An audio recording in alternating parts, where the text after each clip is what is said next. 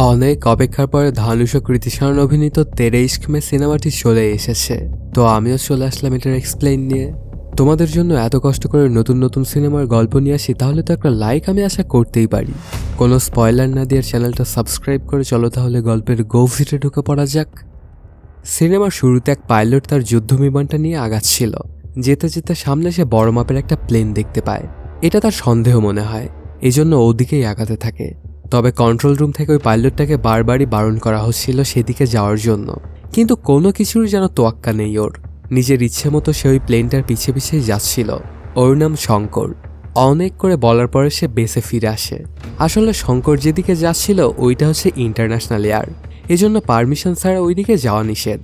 Control রুমে আসার পর ওর বস তোকে অনেক করে কথা শোনাতে থাকে। তারপরে শঙ্কর তার নিজের সিদ্ধান্তে অটল, আর সে বারবারই বলতে থাকে আমার যতদূর মনে হয় শত্রুর অ্যাটাক হওয়ার কথা। ওর বস তখন জিজ্ঞেস করে তুমি ইনফরমেশন কোথায় পেয়েছো? শঙ্কর জানা কেন জানি আমার এমনটা মনে হচ্ছে। এই কথাটা শুনে তো অনেক রেগে যায় ওর বস, আর কয়েকদিনের জন্য ওকে প্লেনে হাত দিতেও বারণ করে। এটাতে বসের ওপর খানিকটা চোটেই সেখান থেকে বের হয়ে যায় শঙ্কর। তখন ওখানকার আরেক পাইলট বলে ওঠে স্যার, শঙ্কর কিন্তু আমাদের মধ্যেকার বেস্ট পাইলট। যদিও একটু রকচটা স্বভাবের, তবে আরেকটা সমস্যা আছে ওর, ও কাউকেই একদমই বিশ্বাস করতে পারে না। তখন বস বলে আচ্ছা ঠিক আছে, তাহলে ওর জন্য একটা কনসালটেন্টের ব্যবস্থা করো। সেখান থেকে ক্লিন সিট যদি সে পায় তাহলেই শুধুমাত্র শঙ্কর প্লেনে উঠতে পারবে। কিছুক্ষণের মধ্যেই পেপার ওয়ার্ক শেষ করা হয়। এদিকে দেখা যায় ওয়াশরুমে একটা মেয়ে কেমন জানি উতলা হয়ে যাচ্ছিল। সে কাউকে একজনকে ফোনও করে এবং বলে যে তোমাকে আমাদের খুব প্রয়োজন, ওই বোর্ডে কোনোভাবেই তোমাকে আমরা হারাতে চাই না। দেখা যায় মেয়েটা প্রেগনেন্ট। ওর নাম মুক্তি। কিছুক্ষণের মধ্যেই ওয়াশরুমের দরজার মধ্যে কেউ একজন নক করে। তখন মুক্তি ভালোভাবে ফ্রেশ হয়ে বের হয়। দেখা যায় একজন এয়ারফোর্স অফিসার এসেছে আর তাকে একটা ফাইল দিয়ে যায়। এই ফাইলটা যখন মুক্তি দেখে তখন কেন জানি অবাক হয়ে যায়। অবাক বললে ভুল হবে, খানিকটা সে শক খেয়ে যায়। ফাইলটা ছিল আসলে শঙ্করের। তারপরে নিজেকে সামলে নিয়ে ওই ফাইলটা হাতে নিয়ে আগাতে শুরু করে। কিছুক্ষণের মধ্যেই মুক্তি চলে আসে ওর বসের কাছে, আর এই কাজটা সে নিজেই হ্যান্ডেল করতে চায়। কিন্তু ওর বস ওকে বারবারই বলছিল যে তোমার এখন অবস্থা তো খুব খারাপ, এর জন্য তুমি এটা মনে হয় না পারবে। আমার তো মনে হচ্ছে তোমার চেনা জানা কাউকে রিকমেন্ড করলেই তো পারো তুমি। কিন্তু তারপরে ওই কেসটা মুক্তি নিজেই নিতে চায়। তখন ওর বস আর না করে না। সেখান থেকে মুক্তি চলে আসে অসুস্থ একটা ব্যক্তির কাছে। তারপর ওনাকে বলে বাবা, শঙ্করের খবর আমি পেয়ে গেছি, এখনই আমাকে ওখানে যেতে হবে। তারপর বেরিয়ে পড়ে সেই জায়গার উদ্দেশ্যে। তবে মুক্তিকে কেন যেন অনেক চিন্তিত দেখাচ্ছিল, আর কেন যে ওকে এতটা চিন্তিত দেখাচ্ছে এটা একটু সামনে গিয়েই জানা যাবে। অনেক বড় একটা সফর করে মুক্তি।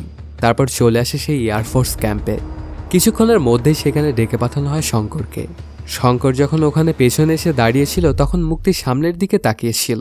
তারপর আস্তে আস্তে অশ্রুমাখা চোখে ওর দিকে তাকায় আর কয়েকটা কথা বলে শঙ্করের সাথে। প্রথমে তো ওর দিকে অবাক চোখে চেয়ে থাকে শঙ্কর, ওর চোখ দিয়েও যেন পানি বেরিয়ে গেল বলে। তবে সেখানে শঙ্কর বলে আমার একটু সমস্যা আছে, আমি কি একটু আসতে পারি স্যার? এটা বলেই বাইরে বেরিয়ে আসে শঙ্কর।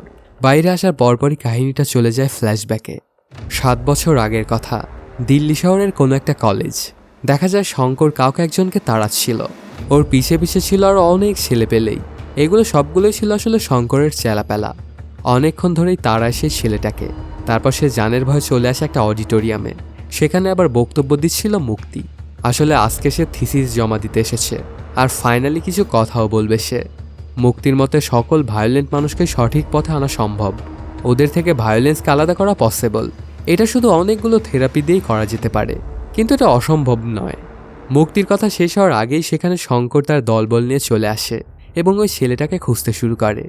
এই ব্যাপারগুলোতে খানিকটা অবাক হয়ে যায় মুক্তি, সাথে সেই অডিটোরিয়ামে থাকা সকল মানুষজনও। কিছুক্ষণের মধ্যে ধরেও ফেলে সেই ছেলেটাকে, আর শঙ্কর ওকে মারতে শুরু করে দেয়। তখন সেখানে ছেলেপেলেগুলো বলতে থাকে আগামী 20 তারিখের ভোট শঙ্করকেই দিবেন সবাই। মানে ব্যাপার সেপারে বোঝাই যাচ্ছে যে শঙ্কর হচ্ছে এই কলেজের গ্যাং লিডার। ওই ছেলেটাকে মারতে দেখে সেখানে চলে যায় মুক্তি আর থামাতে যায় ওকে। ঠিক তখনই ওর হাতটা ধরে ফেলে শঙ্কর। দুজনেই দুজনের দিকে অবাক চোখে চেয়ে থাকে। কিছুক্ষণের মধ্যেই সেখানে চলে আসে পুলিশ আর শঙ্করকে ধরে নিয়ে যেতে থাকে। তখন শঙ্কর বলে স্যার আমাকে 1 মিনিট সময় দিন। এটা বলেই আগায় মুক্তির দিকে, আর ওর হাতটা ধরে নিজের গালেই থাপ্পড় দেয় আর বলে এত সুন্দর হাত উঠতে চেয়েছিল, উঠবে না কেন আমার গালে? তার পরপরই ওকে আবার ধরে নিয়ে যায় পুলিশ। এদিকে সেখানে 2 জন শিক্ষক ছিল মুক্তির। তারা মুক্তিকে বলে এরা হচ্ছে সমাজের ভাইরাস, আর এদেরকে কিনা তুমি থেরাপি দিয়ে ঠিক করতে চাও? এটা কখনোই সম্ভব নয়। আর তুমি যদি আমাদেরকে কোনো প্রমাণ দিতে না পারো তাহলে তোমার এই থিসিসটা আমরা কখনোই অ্যাপ্রুভ করব না। মুক্তি অনেক করে রিকোয়েস্ট করতে থাকে ওদেরকে, কিন্তু লাভ তেমন একটা হয় না। কিছুতেই ওনারা রাজি হচ্ছিলেন না। পরদিন সকালবেলাতেই থানায় চলে আসে শঙ্করের বাবা। আসলে শঙ্করকে সে অনেক বেশি ভালোবাসে, এর জন্য ওকে সারাতে এসেছিল। কিন্তু শঙ্কর একটু ভাব নেওয়াতে ওর বাবাও সেখান থেকে চলে যায়। তবে যাওয়ার সময় পুলিশকে বলে দেয় একটু তাড়াতাড়ি সারার জন্য।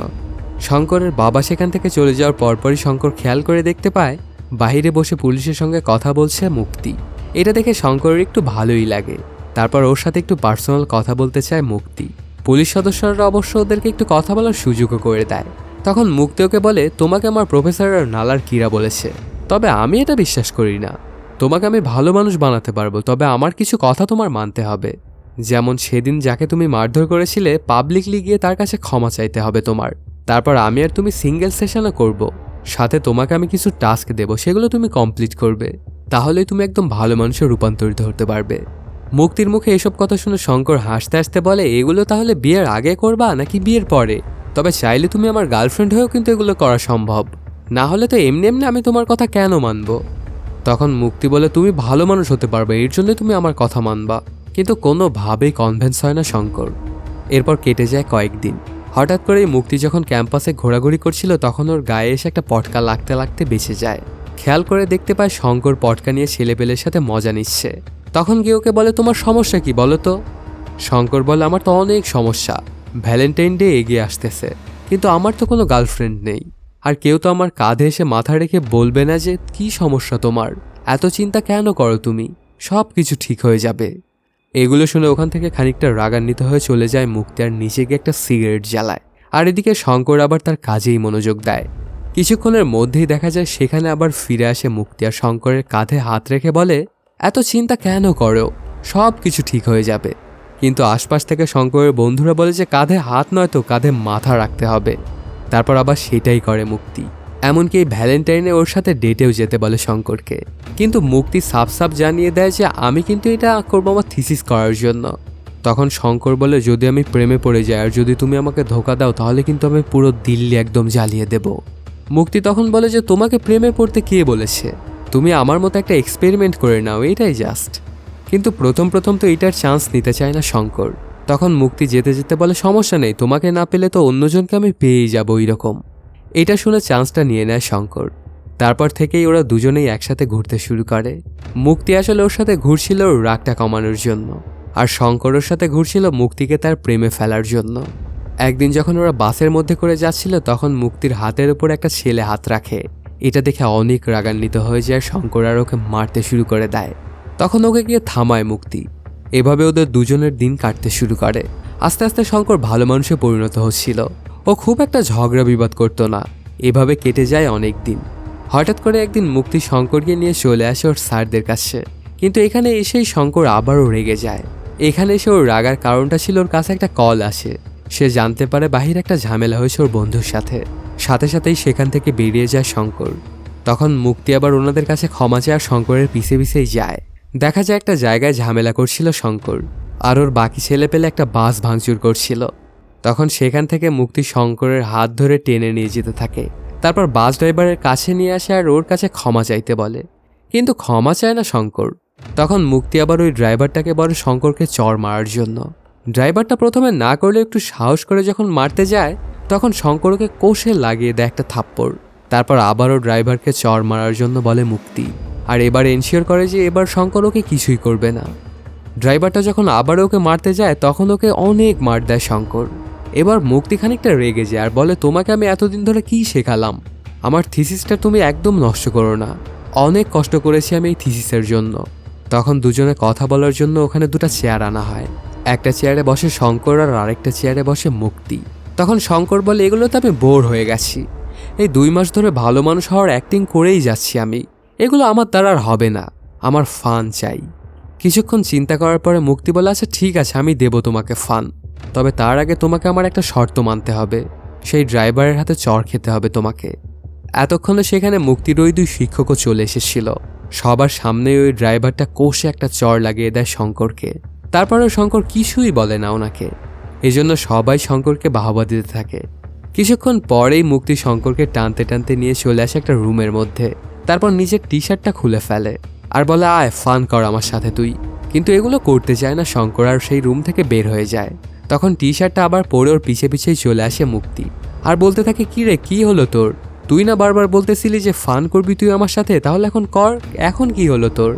তখন শঙ্কর ওকে বলে তুমি এটা তো কাজ মনে করে করছো, কিন্তু আমি তো এটা ভালোবাসা মনে করে করতেছি। এটা বলেই সেখান থেকে চলে যায় শঙ্কর। এরপর কেটে যায় অনেক দিন। ওদের দুজনের সম্পর্কটা এখন মোটামুটি ভালোই হয়ে গেছে। দুজন একসাথে খুব মজমাস্তিও করতো ওরা। এরকম করতে করতে কিছুদিন পরে মুক্তির থিসিসটা অ্যাপ্রুভ করে দেয় শিক্ষকরা। এটাতে অনেক খুশি হয়ে যায় মুক্তি আর জড়িয়ে ধরে শঙ্করকে আর বলতে থাকে তুমি বেস্ট, তোমাকে অনেক অনেক ধন্যবাদ, আজকে তোমার জন্য আমার এই থিসিসটা অ্যাপ্রুভ হলো, অনেক দিনের কষ্ট আমার সফলতার মুখ পেল।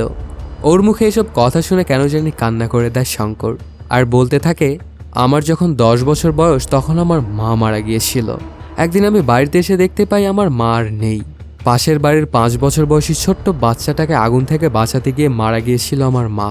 তখন থেকে আজ অব্দি আমার সারা শরীরে সবসময় শুধু জ্বলতে থাকে, মনে হচ্ছে দাউ দাউ করে জ্বলছে আমার শরীরে আগুন, আর এর জন্য আমি সবসময় এইসব কিছু করে বেড়াই। এগুলো বলার পর শঙ্কর আরও জানায় আমি তোমাকে আসলেই ভালোবেসে ফেলেছি। এটা বলেই ওর হাতের চুড়িটা ধরে ফেলে শঙ্কর। ওর মুখে এসব কথা শুনে মুক্তিও প্রায় কান্নাই করে দেয়। ওরা দুজনে কথা বলতে থাকলে এর মধ্যে বৃষ্টিও শুরু হয়ে যায়। ঠিক তখনই গেট থেকে কেউ একজন এসে মুক্তির নাম ধরে ডাক দেয়। ওকে দেখেই মুক্তি একটা দৌড় লাগায়। শঙ্কর যে চুড়িটা ধরেছিল সেটাও ভেঙে যায়। মুক্তি দৌড়ে গিয়ে জড়িয়ে ধরে সেই ছেলেটাকে। এটা দেখে অনেক কষ্ট পেয়ে যায় শঙ্কর। কি করবে সে কিছুই বুঝে উঠতে পারছিল না। ওর পুরো দুনিয়াটাই যেন উলটপালট হয়ে গেল। কাহিনীটা প্রেজেন্ট টাইমে চলে আসে। এসব ব্যাপার স্যাপার চিন্তা করে শঙ্কর অনেক রাগান্বিত হয়ে পড়েছিল। এদিকে দেখা যায় মুক্তি একটা ওয়াশরুমে এসেছে। ওর নাক দিয়ে রক্ত গড়িয়ে পড়ছে। হয়তো কোনো সমস্যা হয়েছে মুক্তির। নাকের রক্তটা মুছে যখন সে ওয়াশরুম থেকে বেরিয়ে আসে তখন দেখতে পায় সেদিকেই শঙ্কর আসতেছিল। কিন্তু মুক্তিকে দেখে আবার অন্যদিকে যেতে শুরু করে শঙ্কর। তখন মুক্তি ওকে অনেক করে রিকোয়েস্ট করে ওর সাথে একটু কথা বলার জন্য। তারপর দুজনে একটা রেস্টুরেন্টে গিয়ে বসে। শঙ্করকে জিজ্ঞেস করে তুমি না ইউপিএসসি এক্সাম দিয়েছিলে, তাহলে এখন এয়ারফোর্সে কেন জয়েন করেছো, আর কেন যে সে তার বসদের কমান্ড মানে না এটাও জিজ্ঞেস করে। কিন্তু মুক্তির প্রত্যেকটা প্রশ্নেরই উল্টোপাল্টা জবাব দিচ্ছিল শঙ্কর, সাথে অনেক রাগান্বিতও ছিল সে। তখন মুক্তি বলে তোমার রাগ এখনও কমেনি, ঠিক তুমি আগের মতোই আছো, একটুও চেঞ্জ হওনি। এগুলো শুনে সেখান থেকে রেগে মেগে উঠে যেতে চায় শঙ্কর। তখন মুক্তি আবার ওকে রিকোয়েস্ট করে যে তোমার সাথে আমার অনেক ইম্পর্টেন্ট কথা আছে, প্লিজ একটু তুমি ওয়েট করো। ঠিক ওই সময় সেখানে হয় একটা বড় মাপের ধামাকা। সাথে সাথেই শঙ্কর তার চেয়ার থেকে লাফ দিয়ে গিয়ে বাঁচায় মুক্তিকে। তারপর বাইরে এসে দেখতে পায় খুব বাজে অবস্থা হয়ে গেছে ওদের বেসের। এখানে এনিমিরা অ্যাটাক করেছে, ওয়ার শুরু হয়ে গেছে। তার পরপরই একটা রুমের মধ্যে গিয়ে দেখতে পায় সেখানে ওদের বস সবাইকে শত্রুদেরকে ধ্বংস করার অর্ডার দিচ্ছিল। এগুলো দেখে শঙ্করের আবারও পিছনের কিছু কাহিনী মনে পড়ে যায়। কাহিনীটা আবারও ফ্ল্যাশব্যাকে চলে যায়। যেদিন মুক্তি শঙ্করকে ধোকা দিয়ে আরেকজনকে গিয়ে জড়িয়ে ধরেছিল সেদিনই ওর বন্ধুকে অনেক করে কথা শোনায়। কিছুক্ষণের মধ্যে সেখানে আরও একটা বন্ধু চলে আসে আর মুক্তির বয়ফ্রেন্ডের সম্পর্কে ওকে জানায়। ওর নাম আবির। সে কিছুদিন হলো ইউএসএ থেকে ফিরেছে। মুক্তি এবং আবির দুজনেরই বাবা খুব ভালো বন্ধু। ওরা নিজে থেকেই ওদের ছেলেপেলেদের বিয়ে দিচ্ছে, আর এতে ওদেরও কোনো সমস্যা নেই। এদিকে দেখা যায় মুক্তি ও আবির দুজনে একটা বারে চলে এসেছে।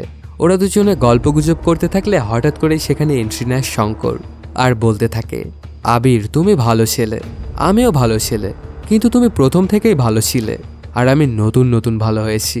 মুক্তি আমার সাথে থাকলে আমার মনে থাকে যে আমি ভালো হয়ে গেছি, আর যদিও আমার সাথে না থাকে তাহলে সব কিছু আমি ভুলে যাই। ভালো খারাপ এগুলোর অনেক প্রেশার আমার ওপর।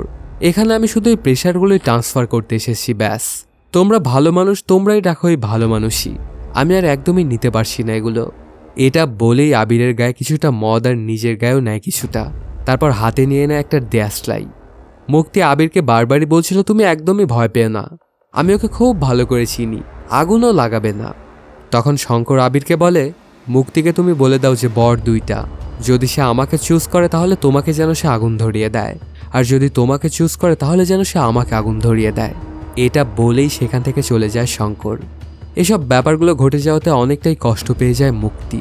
কাহিনীটা আবারও প্রেজেন্ট টাইমে চলে আসে। এখানেও মুক্তি অনেক কষ্ট পাচ্ছিল বেঁচে হওয়া অ্যাটাকের জন্য, আর ওর ডেলিভারির সময় প্রায় হয়েই গেছে। এর জন্য ওর কষ্টটা আরও একটু বেশি হচ্ছিল। তখন সেখানে থাকা শঙ্করের এক কো পাইলট বলে, শঙ্কর স্যার কিন্তু অনেক ভালো একজন পাইলট, প্লিজ ওনাকে আপনি রিজেক্ট করে দিয়েন না। উনি তো কয়েকবার ওনার ভালো ভালো পোস্ট ক্যান্সেল করে দিয়েছেন শুধুমাত্র এই ওড়ার জন্য, তো ওনার কাগজটা আপনি প্লিজ সাইন করে দিয়েন। তখন মুক্তি শঙ্করের পরিবার সম্পর্কে জানতে চায়, কিন্তু সেই ছেলেটা জানায় যে এগুলো সম্পর্কে আমি তেমন কিছুই জানি না। তবে একদিন নেশাগ্রস্ত অবস্থায় আমি জিজ্ঞেস করেছিলাম স্যারকে, তখন স্যার বলেছিল ভালো খারাপ এগুলো করতে করতে কেটে গেছে আমার জীবন, আমি প্রায় বিয়েটা করেই ফেলেছিলাম। প্রায় এই শব্দটা শুনে মুক্তির আর বুঝতে বাকি থাকে না যে তার কথাই বলেছিল শঙ্কর। কাহিনীটা আবারও ফ্ল্যাশব্যাকে চলে যায়। সেদিন মুক্তি এসেছিল শঙ্করের বাড়িতে, সবাই খাবার খাচ্ছিল, তাই ওকেও কিছুটা খাবার অফার করা হয়। তখন মুক্তি বলে, আমার আগেই বুঝে যাওয়া উচিত ছিল তুমি কি চাচ্ছ আর তুমি আসলে কেমন টাইপের ছেলে। আসলে ভুলটা আমারই, আমার কাজের চক্করে আমি দেখতেই পাইনি তোমার ফিলিংসগুলো, কিন্তু তুমি আর আমি একদমই আলাদা, আমাদের লাইফস্টাইলও একদমই আলাদা। আচ্ছা যাই হোক, তুমি একদিন আমার বাড়িতে আসো, আমার বাবার সাথে কথা বলো, তাহলেই তুমি সবকিছু বুঝতে পারবা। এটা বলেই সেখান থেকে চলে যায় মুক্তি। শঙ্করকে মুক্তি তার বাড়িতে ইনভাইট করছে ওর বাবার সাথে কথা বলার জন্য। এটা চিন্তা করে তো অনেক খুশি হয়ে গিয়েছিল শঙ্কর, তার বাবা এবং তার বন্ধু সবাই। পরদিন খুব সুন্দর একটা ড্রেস পরে চলে আসে ওর বাড়িতে। দেখতে পায় ওদের গেটেও পুলিশ পাহারা দিচ্ছিল। অনেক বিশাল একটা বাড়ি ওদের। তারপর চলে আসে ওর বাবার কাছে। মুক্তির বাবা কিন্তু অনেক স্মার্ট একজন লোক। শঙ্কর নিজের পরিচয় দেয় ওর বাবাকে। কিছুক্ষণের মধ্যেই সেখানে চলে আসে মুক্তিও। তারপর ওর বাবা বলা শুরু করে, আচ্ছা শঙ্কর তুমি কি করো? শঙ্কর তখন জানায়, এখনও পড়াশোনা করি আমি, সাথে আমি কলেজের স্টুডেন্ট কাউন্সিলের প্রেসিডেন্টও। কিন্তু বাবা আবারও বলে যে না সেটা না, টাকা ইনকাম করার জন্য তুমি কি করো? থাক তোমাকে আর বলতে হবে না, আমিই বলে দিচ্ছি।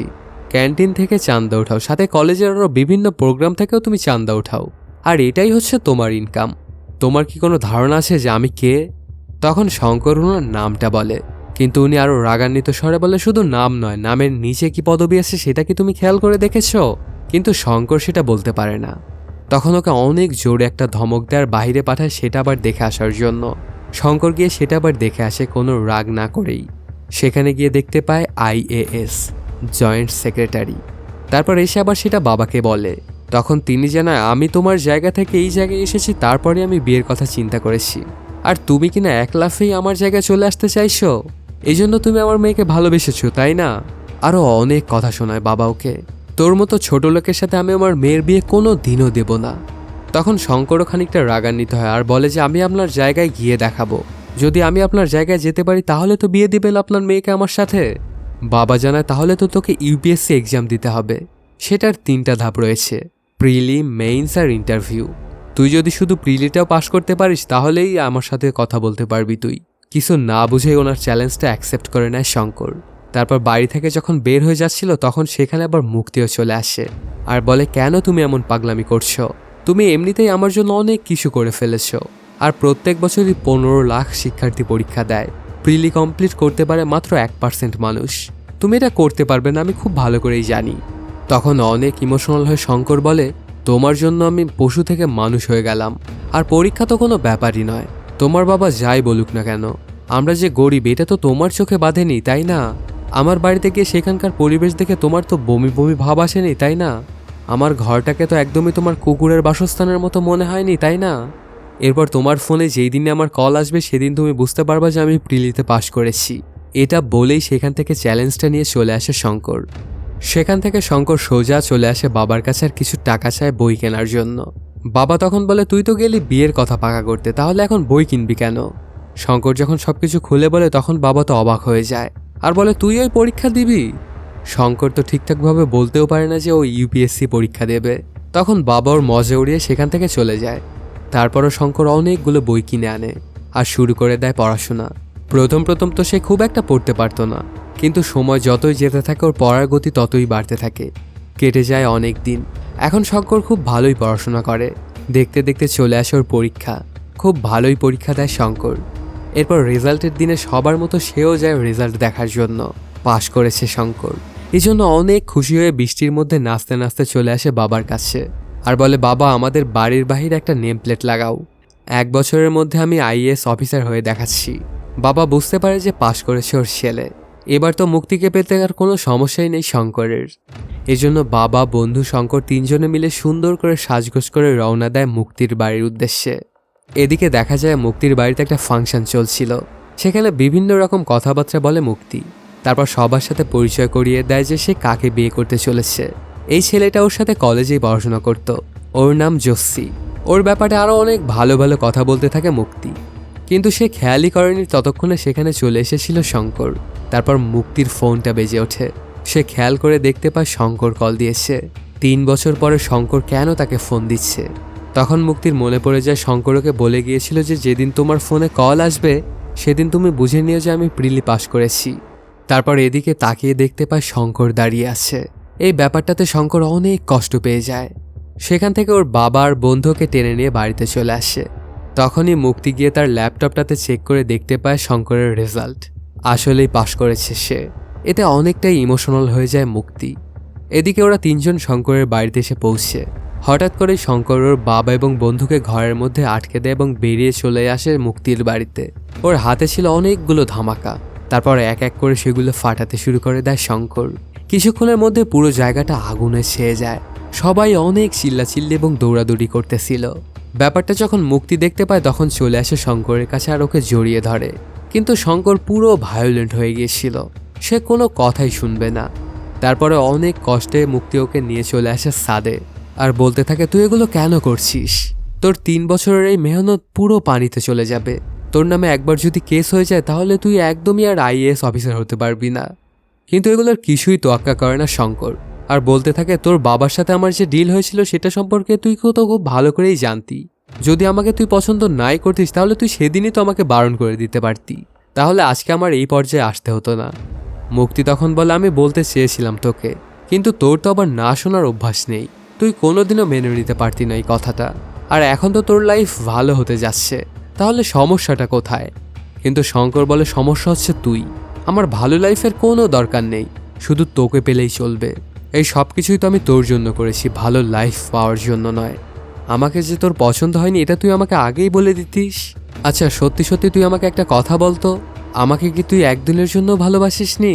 এমনকি 1 ঘন্টা 1 মিনিট বা 1 সেকেন্ডের জন্যও নয়? মুক্তি তখন অনেক ইমোশনাল হয়ে জানায় যে না। এটা শুনে অনেক কষ্ট পেয়ে যায় শঙ্কর। ওর পুরো দুনিয়াই যেন উলটপালট হয়ে গেল।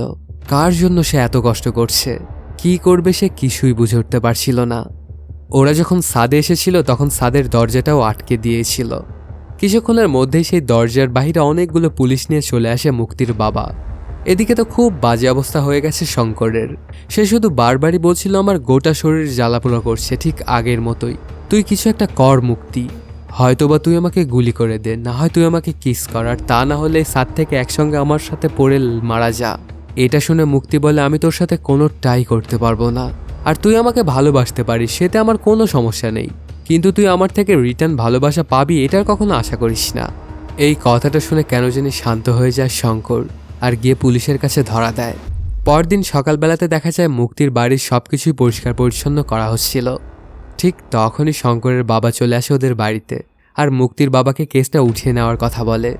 অনেক করে কাকুতি মিনতি করতে থাকে, এমনকি ওনার পায়েও গিয়ে পড়ে। কিন্তু তারপরে কিছুতেই কেসটা উঠাতে চায় না মুক্তির বাবা। সাথে বলে আচ্ছা আপনার বাড়িতে যদি কোনো ছেলে এভাবে গিয়ে ধামাকা ফুটাতো, বন্দুক দেখিয়ে সবাইকে ভয় দেখাতো, এমনকি আপনার মেয়েকে নিয়ে গিয়ে দরজা লাগিয়ে দিত, তখন আপনি কি করতেন? শঙ্করের বাবা বলে যে আমি তো ওকে জানেই মেরে ফেলতাম। তখন মুক্তির বাবা বলে আপনাদের মতো মানুষ আর আমাদের মতো মানুষের মধ্যে পার্থক্য এটাই। এত কিছু শোনার পরও কেসটা উঠিয়ে নিতে বলছিল বারবারই। সাথে এটাও জানায় যে এই কেসটা যদি উঠিয়ে নেয় তাহলে ওরা অনেক দূরে চলে যাবে আর কোনো দিনে ওদের মুখ দেখাবে না এদেরকে। তখন মুক্তির বাবা বলে যে ঠিক আছে, আপনি ক্ষমা যখন চাইছেন তাহলে এখানে যতজন কাজ করছে সবার থেকে ক্ষমা চান আপনি, তাহলে আমি বিষয়টা চিন্তা করে দেখব। তখন শঙ্করের বাবা সবার থেকে আলাদা আলাদা করে পা ধরে ক্ষমা চাইতে থাকে। এদিকে দেখা যায় মুক্তি জোসিকে বলছিল আমি জানি শঙ্কর আমাকে অনেক বেশি ভালোবাসে, কিন্তু ওর ভালোবাসা আমি একদমই নিতে পারি না। ও আমাকে যেমন পাগলের মতো ভালোবাসে সেটা আমার ক্যাপাসিটির বাহিরে, ওটা আমি একদমই সহ্য করতে পারি না।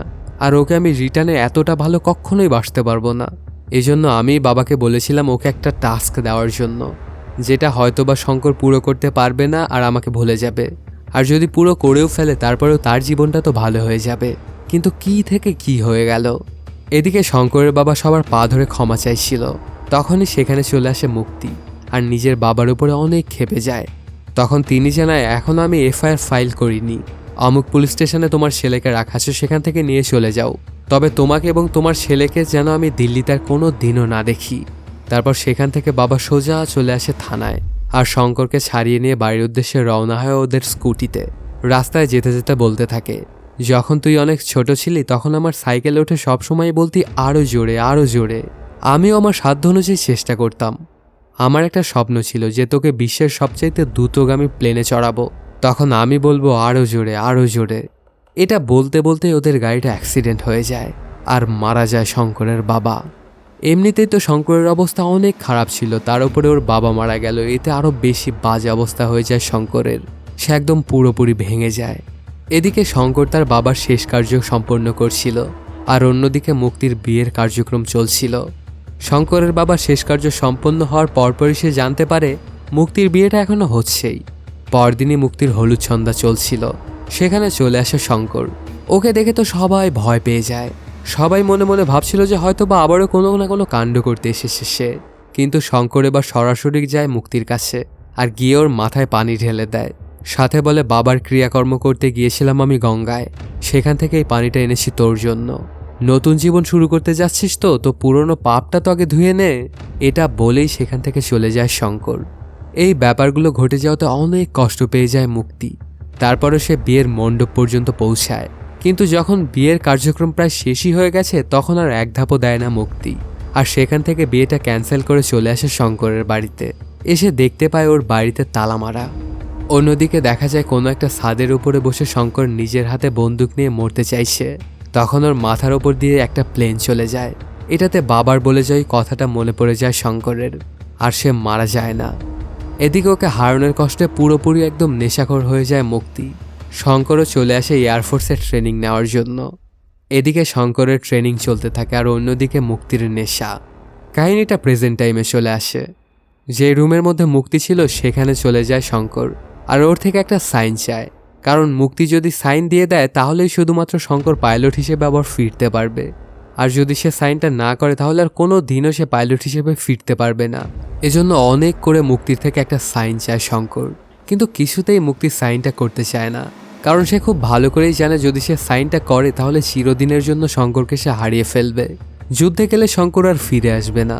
আর বারবারই মুক্তি বলতে থাকে যে এখন তোকে আমার খুব প্রয়োজন, আমি আমার ভুলটা বুঝতে পেরেছি, প্লিজ তুই আমাকে ক্ষমা করে দে আর তুই আমার কাছে চলে আয়।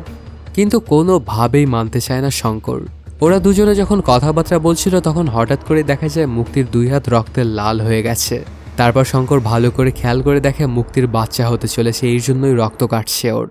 তখন তাড়াহুড়ো করে ওকে হাসপাতালের ভেতরে নিয়ে আসে শঙ্কর। মুক্তি শুধু বারবারই ওকে বলছিল, আমি জানি আমি জীবিত বাঁচবো না এখান থেকে, তবে তুই আমার ছেলেকে দেখে রাখিস, তুই কথা দে তুই আমার ছেলেকে ছেড়ে কোথাও যাবি না।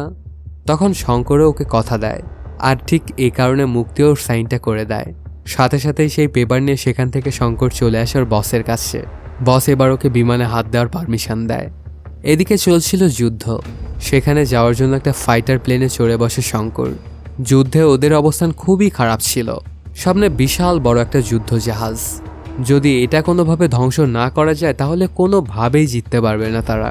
তখন আর দ্বিতীয় কোনো চিন্তা না করেই শঙ্কর তার প্লেনটা নিয়ে গিয়ে জাহাজে মেরে দেয়। শঙ্কর, তার প্লেন এবং ওই জাহাজটা সবগুলোই আগুন একদম ছাই হয়ে যায়। এদিকে মুক্তিরও বাচ্চা হয়ে যায় আর মারা যায় মুক্তি। এভাবে ওদের অসমাপ্ত প্রেম কাহিনী দিয়েই শেষ করা হয় সিনেমার কাহিনীটা। তো বন্ধুরা, কেমন লাগলো আজকের এই এক্সপ্লেনটি জানাতে কমেন্ট করো। আর যদি এখনও চ্যানেলটা সাবস্ক্রাইব না করে থাকো তাড়াতাড়ি সাবস্ক্রাইব করে নাও। দেখা হচ্ছে নতুন কোনো ভিডিওতে। Till then, সায়োনারা।